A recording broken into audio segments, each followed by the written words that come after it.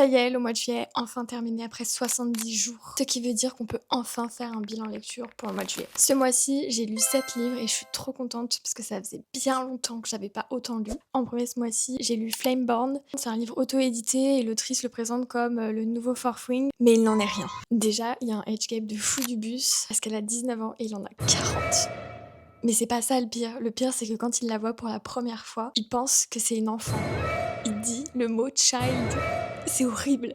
J'ai trouvé que le monde était extrêmement misogyne, mais que c'était pas forcément dénoncé. La première fois qu'elle a une interaction avec une fille, c'est parce qu'elle est en concurrence avec elle pour un homme. Et après, elle a aucune amie. En bref, je vous recommande pas du tout cette lecture. Et je trouve que ça n'a rien à voir avec Fourth Wing, mais vraiment rien à voir. Ensuite, une autre déception parce que j'ai DNF Last Kiss of Summer. Et celui-là, je l'ai DNF parce que j'ai pas aimé les personnages. Je sais pas, j'ai pas vraiment accroché, donc j'ai DNF vers les 50% du livre. Et aussi, j'ai DNF parce que ça m'a trop rappelé les personnages de Picking Daisies on Sunday. Et j'ai pas du tout aimé ce livre, j'ai préféré l'abandonner direct. Ensuite, j'ai lu The Trial of Magdalena Overmorough. Et ce livre-là, il sort en novembre. Et franchement, c'était une trop bonne découverte. Magdalena qui est accusée de pratique de magie noire parce qu'en fait, elle a aidé des femmes à avorter. Et c'est un monde où la religion a énormément de place. La femme a beaucoup moins de droits que les hommes en général. Il y a de la dénonciation. Et j'ai oublié de vous dire, mais il y a de la romance aussi. Et j'ai trop aimé la romance. Il sort en novembre si jamais ça vous intéresse. En anglais par contre. Après cette lecture, j'ai lu To Drown a Witch. Et là, vous avez mon avis qui est disponible. Pour vous la faire courte, c'est vraiment une vibe Heartless Hunter. J'ai trouvé ça hyper addictif, ça se lit super vite. Même si c'était prévisible, j'ai bien aimé. Mais vous avez mon avis beaucoup plus complet avec le résumé si vous voulez sur mon profil. Et j'ai enchaîné avec Accidentally Amy de Lynn Painter. Et celui-là, malheureusement, j'ai pas trop apprécié. On est sur le trope boss employé, coup de foudre